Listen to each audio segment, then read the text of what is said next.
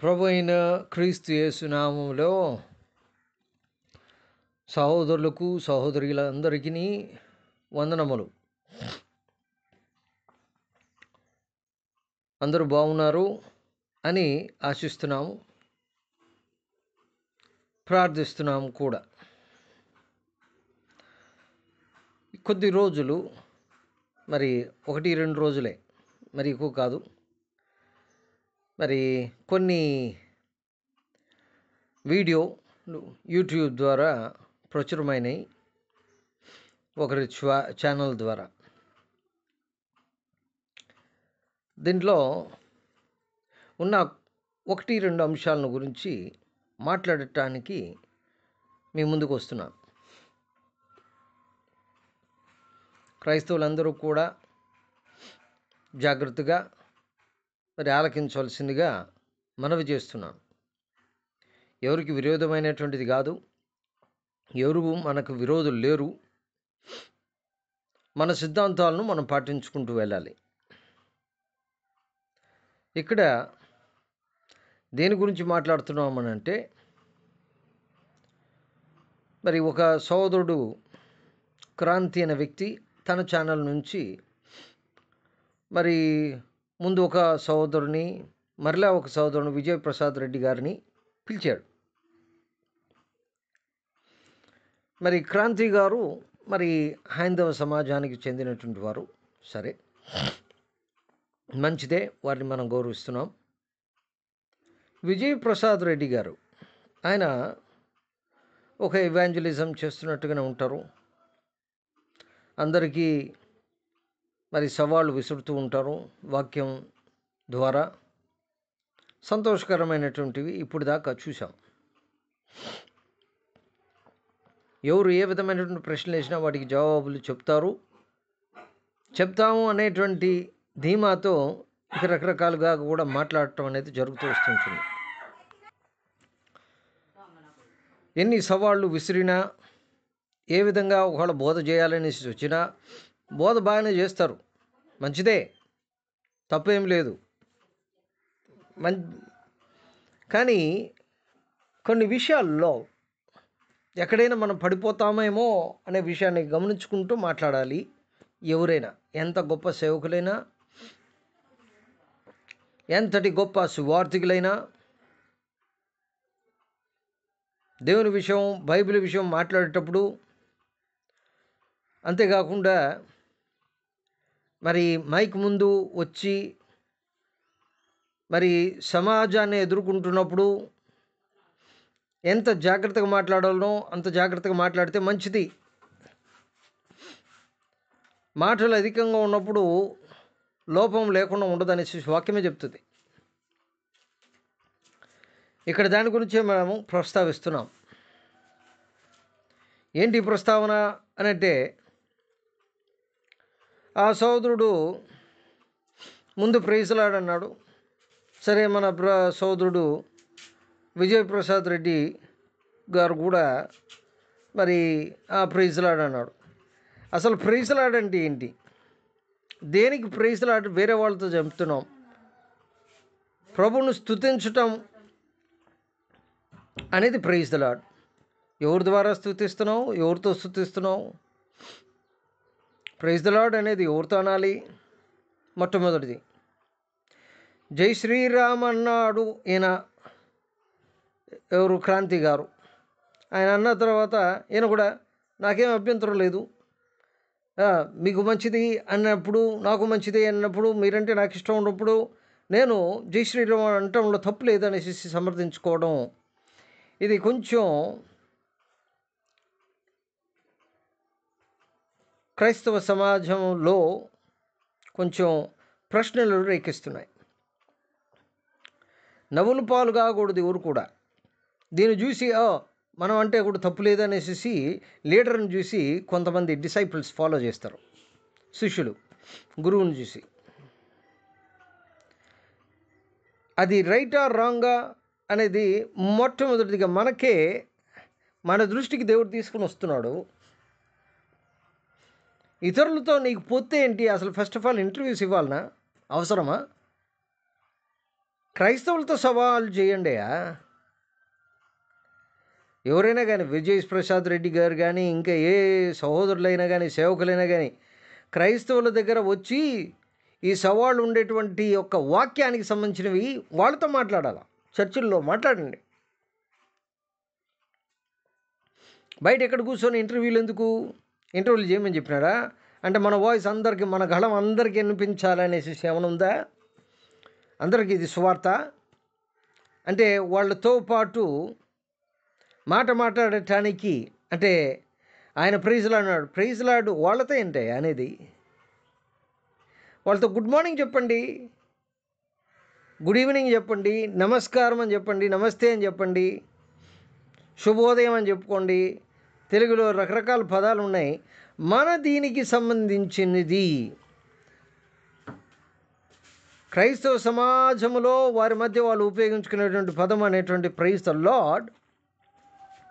ఆ పదాన్ని ఇతరులతో ఎందుకు ఉపయోగిస్తున్నారు? ఎక్కడిచ్చున్నది?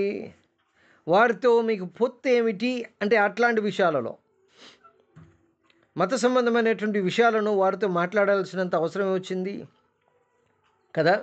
సరే, ఏం చేయొచ్చు? మనము సువార్త చెప్పచ్చు. వాళ్ళు అంగీకరిస్తే ఓకే, లేదు వదిలేసేయాలి. వాళ్ళని తిట్టుకోకూడదు, శపించకూడదు, ఏం చేయకూడదు. ప్రభువైన యేసుక్రీస్తు వారు వాక్యంలో ఏం చెప్పినారో అది చేసుకొని వచ్చి బయటకు వచ్చేయడం. ఎవరు మిమ్మల్ని అంగీకరించలేదా గమని చూసేయండి, అంతే. అలాంటివి మాట్లాడాలా. సువార్తకు సంబంధించింది మీరు సువార్త ఏమైనా చేస్తున్నారు? ఇక్కడ సువార్త చేసేది లేదు. ఆయన దేవుడా, ఈయన దేవుడా, నీకు ఎవరు దేవుడు అనేసి నీకు తెలుసు. అవి వచ్చి ఇంటర్వ్యూలో చెప్పాల్సినంత అవసరం వచ్చింది. మన సమాజము అటు ఇటు కాకుండా పోకుండా చూసుకోవాలి. దేవుని ప్రజలు వీళ్ళ మధ్యలోనే ప్రశ్నలు వచ్చే విధంగా చేసుకోకూడదు. ఇది కొంచెం హాస్యాస్పదంగా అనిపిస్తుంది. ఆయనేమో సోదరుడు క్రాంతి మరి ఆయన గుడ్ మార్నింగ్ ప్రైజ్ లార్డ్ అని చెప్పినాడు. ఈయన కూడా ప్రైజ్ లార్డ్ అన్నాడు.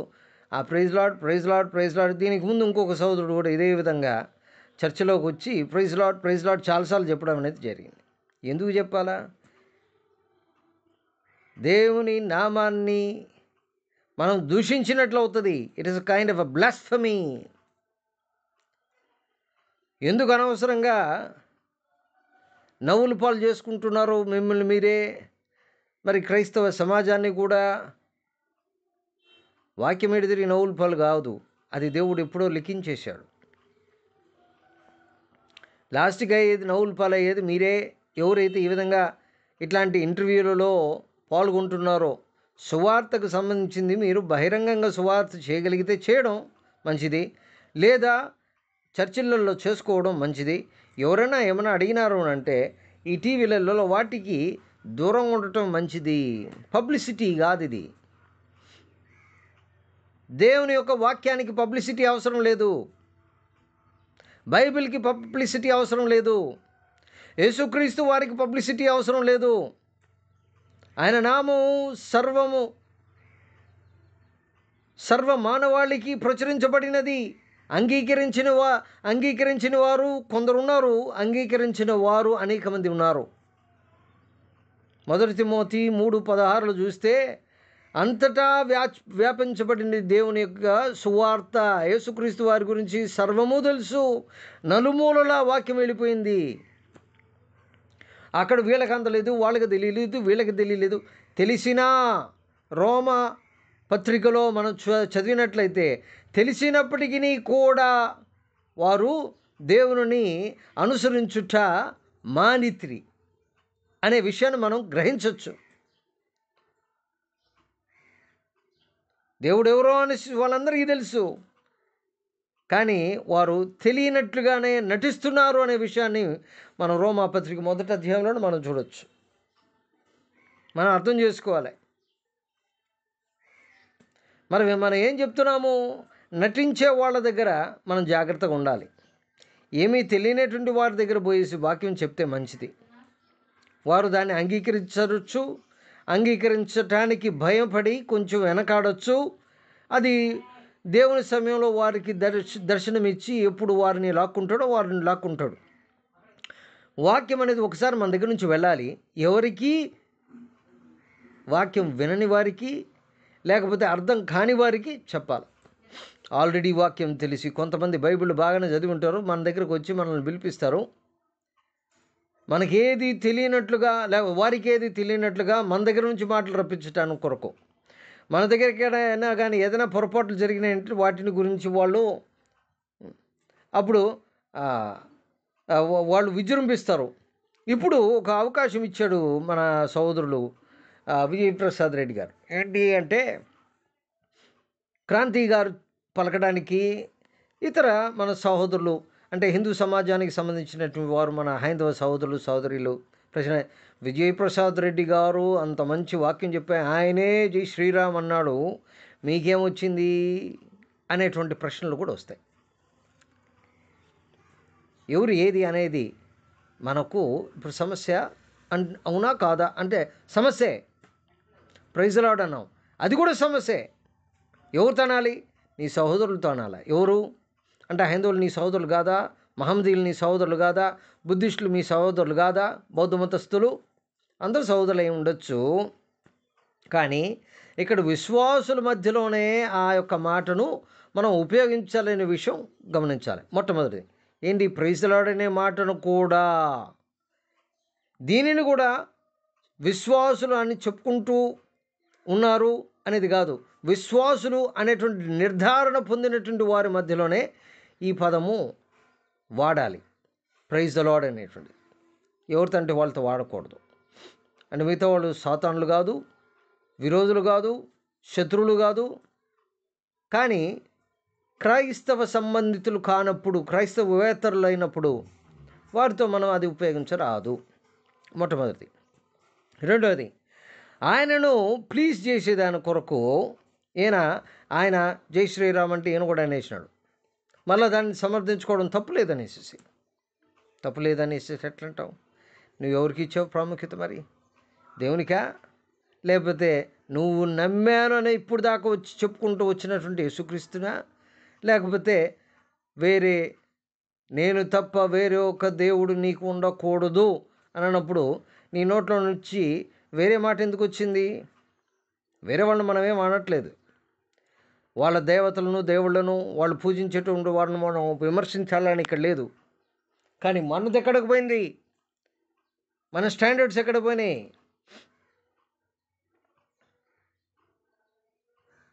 వేరే దేవతలను, వారి దేవుళ్ళను, వారి నామాలను మన నోటుకుండా మనం ఉచ్చరించకూడదు, ఆ నామ స్మరణే చేయకూడదు అనేసి ఉన్నప్పుడు విజయప్రసాద్ రెడ్డి గారు ఎట్లాగా దీనికి మరి ఆయన చెప్పిన దాన్ని సమర్థించుకుంటున్నాడో, మరి ఆయన విజ్ఞతకు వదిలేయడం కాదు, ఇది ఒక దేవుని మాటల ద్వారానే మనం హెచ్చరించాలి.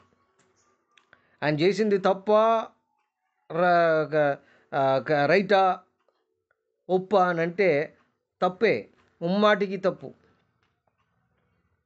100 సార్లు అయినా కానీ తప్పే అని చెప్పాలా. ఇక్కడ దేవుణ్ణి ప్లీజ్ చేయాలా, ఆయనకి ఇష్టానుసారం ఉండాలి. ప్రజలు కూడా మనల్ని ఇష్టపడే విధంగా ఉండమనేసి ఎక్కడా లేదు బైబిల్లో. దేవునికి ఇష్టానుసారముగా జీవించమనేసి ఉన్నది, కానీ ప్రజలను ఒప్పించటానికి, వాళ్ళని నొప్పించకూడదు. అవును, అలా అనేసి ఒప్పించాలంటే ఈ విధంగానా? వాళ్ళని ఒప్పించమని కూడా లేదు ఇక్కడ. అందరితోనూ జాగ్రత్తగా ఉండాలి. యేసుక్రీస్తు వారు ఈ భూలోకంలో ఉన్నంత వరకు ఏ విధంగా ఉన్నాడో అట్లనే. ఇలాంటి కాంట్రవర్సీస్ ఎప్పుడు తీసుకురాలేదు ఆయన కానీ పౌలు గారు కానీ.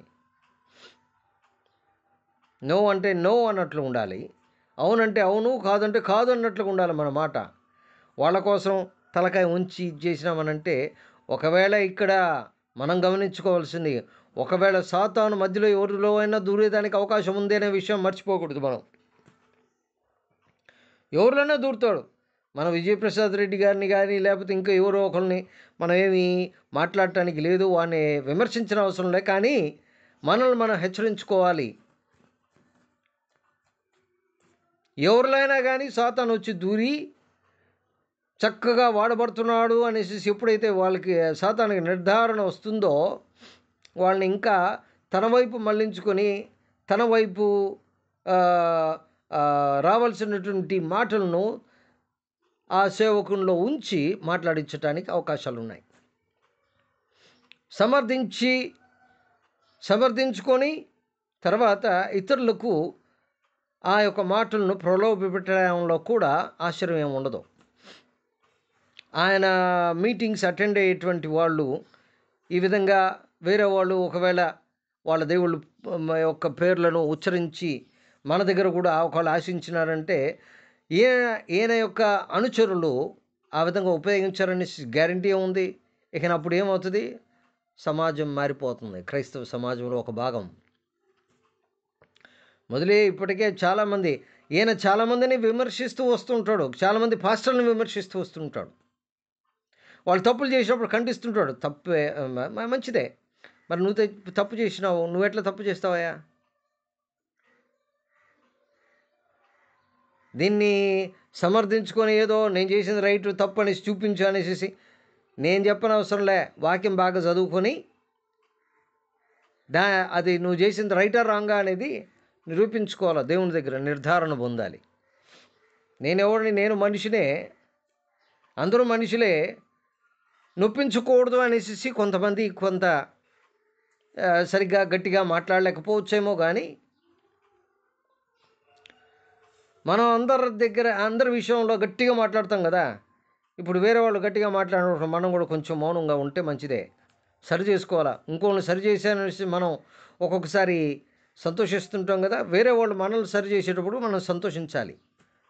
ఇది రైటా రాంగా అని అంటే number 1 first point praise the lord అనేటువంటిది అన్యులకును అవిశ్వాసులు అనగానే క్రీస్తు అనుచరణలో ఉండేటువంటి వారు, వాళ్ళు విశ్వాసులు.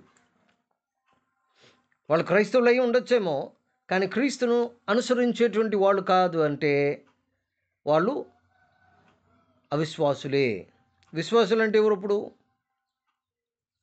దేవునిని అనుసరించేటువంటి వారు ఎందరున్నారు? కొందరే, ఎక్కువ మంది లేరు అక్కడ.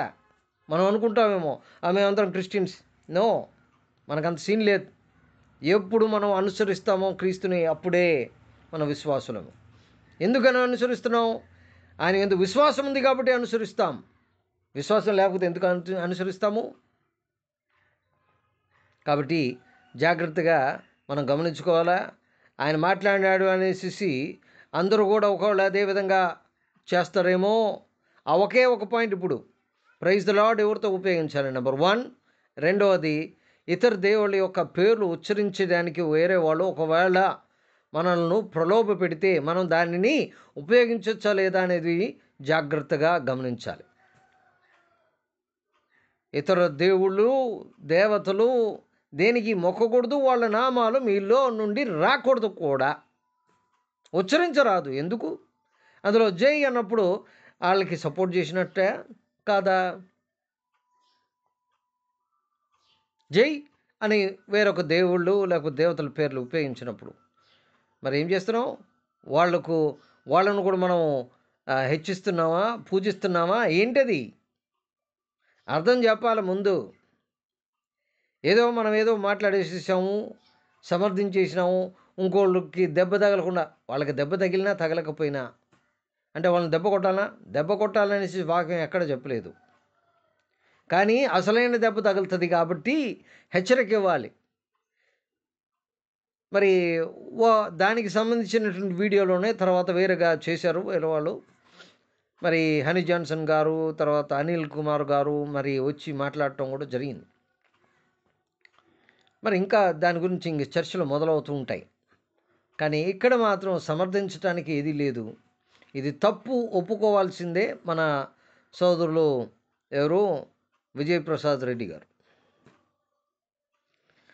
ఆయన చెప్పాడు కాబట్టి అది రైట్ అనేసి ఎక్కడ లేదు, అక్కడ వాక్యంలో కూడా లేదు. వాక్యం అనేది ఎవరు చెప్పినా సరిగ్గా చెప్పాలా లేదంటే తప్పు అంటే తప్పు అంతే. నాకు ఆయన అంటే ఆయన వాక్యం అప్పుడప్పుడు వింటూ ఉంటాను. ఆయన చెప్పేటువంటి మాటలు బాగానే ఉంటాయి అనేసి వింటూ ఉంటాం. కానీ ఇక్కడ సవరణ చేయాల్సినటువంటి అవకాశం అతనే ఇచ్చాడు. తను సవరణ చేసుకునేటువంటి అవకాశం తనకి తనే చేసుకోవాల్సి వచ్చింది. ఇప్పుడు దాకా వేరే వాళ్ళ భాషలో అయితే విర్రవీగినట్టు ఉండొచ్చు. ఆయన ఏమో సంబరపడిపోతుంటాడు. వేరే వాళ్ళని నేను సరి చేశాను, వాళ్ళని ఖండించాను, వీళ్ళని ఖండించాను. ఇప్పుడు తను ఖండించుకోవాలా, లేకపోతే వేరే వాళ్ళు ఖండిస్తే ఆయన స్వీకరించాల్సిందే. లేదు నాకెవరు నన్నెవరు ఖండించటానికి అనేసి అన్నాడని అంటే ఆయన ఇప్పుడు దాకా క్రైస్తవ లేకపోతే బైబిల్ ముసుగులో అందరినీ ఇప్పుడు దాకా మోసం చేశాడనేటువంటి ఒక ప్రస్తావన రావచ్చేమో. జాగ్రత్త. అందరూ ఆయన మనం విమర్శించిన అవసరం లే, కానీ ఖండించాలి. కానీ ఖండించేటప్పుడు కూడా జాగ్రత్త. ఆర్గ్యుమెంట్స్లో దిగబాకండి. మనకు ఆర్గ్యుమెంట్స్ అవసరంలే. ఎవరితో మనం ఆర్గ్యుమెంట్ చేయాల్సినంత అవసరం లేదు. ఎవరిని విమర్శించాల్సిన అవసరం లేదు. మన జాగ్రత్తలు మనం పాటించాలి.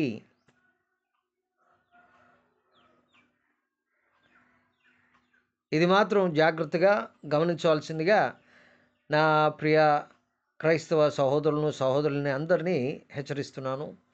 దయచేసి తప్పుగా అనుకోకండి. ఇది వేరే వాళ్ళకి కాదు. ఎవరిని మనం దూషణకరంగా మాట్లాడట్లేదు. మనం ఏది చేయాలనో ఏది చేయకూడదో అనే మాటలను మాత్రమే నేను ఇక్కడ ప్రస్తావించాను. ప్రైజ్ ది లార్డ్ అనేది ఇతరులతో ఉపయోగించకూడదు, విశ్వాసుల దగ్గర మాత్రమే. తర్వాత జై అన్న తర్వాత వేరే దేవుళ్ళ యొక్క పేర్లు కానీ దేవతల పేర్లు కానీ వచ్చినాయనంటే అది మనం ఉచ్చరించాల్సినటువంటిది మాత్రం కాదు. వాళ్ళు ఉచ్చరించుకుంటారు. అది వాళ్ళ దేవుళ్ళ పేర్లు వాళ్ళు చేసుకుంటుంటారు. వాళ్ళని మేమేం అనట్లేదు. వీలైతే క్రీస్తుని అంగీకరించండి అని చెప్పగలము. వాళ్ళు అంగీకరించట్లేదంటే వదిలేయాల. తప్పు. మనం బలాత్కారం చేయకూడదు. వాళ్ళ విశ్వాసాలు వాళ్ళకు ఉంటాయి. కానీ మన విశ్వాసాన్ని పోగొట్టుకోకూడదు, బలహీనపడకూడదు. ఇలాంటి బలహీనపరిచేటువంటి వాక్యాలు సందేశాలు వస్తే తృణీకరించాలి, ఖండించాలి. Praise the lord. అందరికీ దేవుని నామములో వందనాలు.